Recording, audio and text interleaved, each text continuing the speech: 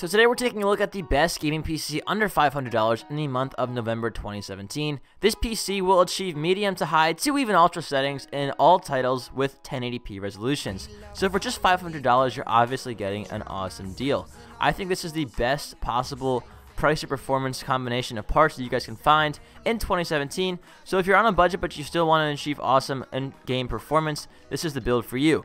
Starting things off with the CPU, I chose the AMD Ryzen 3 1200. This is a 3.1 GHz quad-core processor for just $110. By the way, all the parts can be found down below in the description. Anyway, this is the king of budget gaming CPUs in my opinion, with 4 true cores. It's the first CPU to have 4 true cores. We've seen in the past Intel's closest offerings, the Intel i3 line as well as the Intel Pentium line, both have dual cores with hyper-threading, so they have 4 cores, but 2 of them are theoretical. There's not actually 4 true cores. So this is the first CPU to have 4 true cores, which is going to have a huge impact in gaming. In fact, this CPU actually outperforms all of Intel's closest offerings in just about every single test except for single-threaded performance, which in-game is not going to be that important. Furthermore, having a quad-core CPU is definitely going to help you out with any kind of streaming, rendering, recording, editing, and whatnot you'd like to do. As a PC gamer, you'll probably want to record some of your gameplay and share it with your friends. The CPU has a TDP of just 65 watts, making it very power efficient, and it includes a CPU cooler. It's called the Stealth Cooler, and it's awesome. It's even going to support some light overclocking, which is another thing. If you want to overclock this CPU even further, you can buy the Hyper 212 EVO, which I'm going to link down below in the description as well. It's not part of this build, however, if you chose to buy it, it would still be under $500 total, which I highly recommend. This CPU does alright compared to the i3 7100 without any overclocking, but once the CPU is overclocked, it just smashes Intel out of the park. Definitely one of the strong suits of the chip, and I suggest you overclock it. Moving on to the motherboard, I chose the ASRock AB350M Micro ATX AM4 motherboard. This motherboard has an AM4 socket type with an AMD B350 chipset, 2 288-pin DIMM slots with a max memory support of 3000 MHz, but we're going to be using 2400 MHz RAM. Don't worry, it's pretty fast, and it will definitely increase the performance of the CPU. It does have RAID support, and unfortunately no onboard video or Crossfire or SLI support, but considering it's a gaming PC, you're not going to need onboard video, and it's a budget gaming PC, so you're not going to be needing Crossfire or SLI, and the GPU we chose is pretty solid, so it'll get the job done.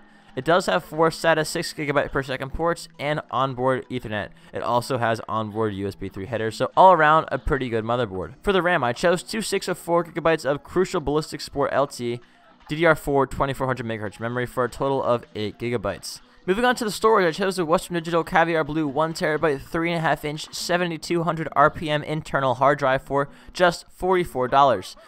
You can't really go wrong with a terabyte of storage these days. I mean, storage is just so cheap, and this hard drive is very reliable. I've actually had it in my build for the past 3 years. While I have had to upgrade my parts over the past 3 years as my CPU and GPU have gotten older, the storage has not really failed me. It hasn't gone out. It's been consistent, and I absolutely love it. I recommend it to all of my friends who want to build a gaming PC and all of my subscribers as well.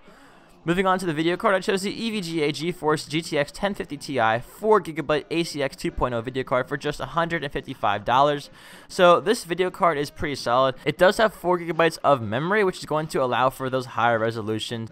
It also comes with NVIDIA Shadowplay, as all NVIDIA cards do, meaning you can record your gameplay in 1080p flawless resolution with minimal hits to your FPS. I'm talking less than a 3% detriment to your FPS because of the NVIDIA Shadowplay software. It's really awesome, so you don't have to spend your money on like an aftermarket video card or anything like that. It's all built in with the system, so if you are planning on doing any kind of streaming or recording, this is the card for you.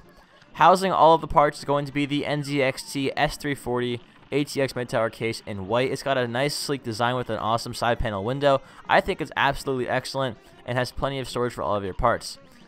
Lastly, the power supply. I went for the EVGA 400-watt ATX power supply for just $25. And if you guys are wondering where the optical drive is, then I didn't include it in the build because you don't need an optical drive in 2017. Windows 8 actually comes preloaded on a USB drive now, so I don't really see a point in getting a DVD drive. If you want to, you can definitely add it to the build for just like 15 to 20 bucks. Once again, it would still be under the $500 budget. All the parts can be found in the description below. If you enjoyed this video, please smash the like button, comment if you have any questions, and I'll see you guys next time. Peace.